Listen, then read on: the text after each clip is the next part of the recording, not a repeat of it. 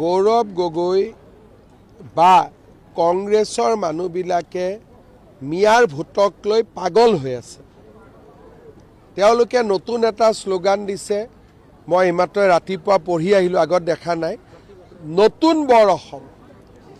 তো নতুন বৰ অসম মানে কি? নতুনকৈ অসমত কি আহিলে? মিয়াহে আহিলে। অসমত বৰ অসম বুলি ক'লে আমি চাউলুং চুকাফাই বনাই থৈ যোৱা বৰ অসমখন বুজোঁ। এতিয়া তেওঁলোকে ক'লে নতুন বৰ অসম। কেতিয়াবা আমি নতুন অসম নিৰ্মাণ কৰিম কওঁ আধুনিক অসমৰ কাৰণে, কিন্তু বৰ অসম বুলি ক'লে চুকাফাক বুজা যায়, আৰু নতুন বৰ অসম বুলি ক'লে কাক বুজা যায়? তাৰমানে নতুনকৈ অহা মিয়াবিলাককো তেওঁলোকে এতিয়া অসমীয়াৰ যিটো আমাৰ এটা সীমা তাৰ ভিতৰত সোমোৱাব খুজিছে। নতুন বৰ অসম শুনি মই আজি ৰাতিপুৱা মোৰ মূৰটো গৰমে হৈ গ'ল। মই ক'লোঁ নহয়, তেওঁলোকৰ লক্ষ্যটো কি? আজি যদি বিজেপি নাথাকে, এওঁলোকে নতুন বৰ অসমে বনাব আৰু মিয়াক পুৰা অসমখন বিক্ৰী কৰি দিব। তেওঁলোকে কয় হিমন্ত বিশ্ব শৰ্মাই মিয়া মিয়া কৈ থাকে। আৰে নকৈ কি কৰিম?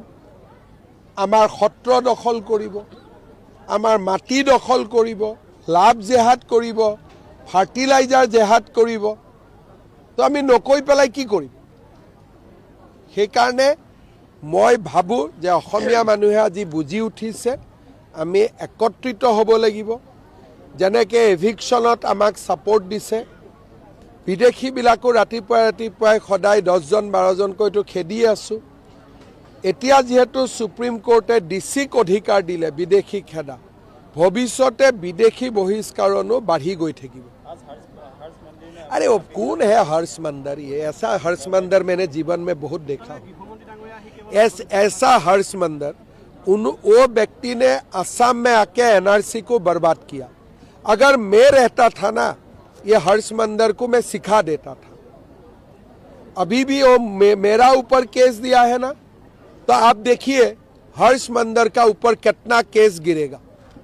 कम से कम 100 केस उनका ऊपर पड़ेगा, इसलिए मेरा पास मटेरियल है केस देने के उनका ऊपर। पोर्टल खुलिब, काम करी আছে, एटु बहुत डांगर काम है, लाहे लाहे करी আছে, खुली দিব। हर्ष मंदरे हिमंत विश्व शर्मा खुचिছেতো, গতিকে উত্তৰটো পাই যাব। ভাবিছে যে এনেকৈ চলি আছে, মোক খুচিছেতো, মই যেতিয়া খুচিম তেতিয়া গম পাব।